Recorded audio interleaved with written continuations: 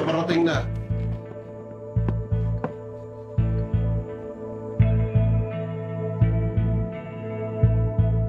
Tanggol,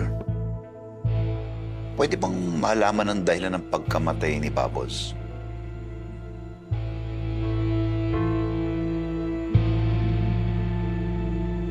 Ba't mo naman gusto malaman? Wala eh. Matagal kami nagsama sa kulungan eh, pero hindi ko nakilala. Nahihinayang ako. Ang aga niyan nawala. Mabait po yung si Bubbles. Siya nga yung tumulong sa amin nung dumating kami ron eh. Siya nga gumamot kay Tanggol nung na-torture siya. Tsaka silang dalawa ni Tanggol yung utusan ni Chef Espinas pag meron pinapatrabaho sa labas.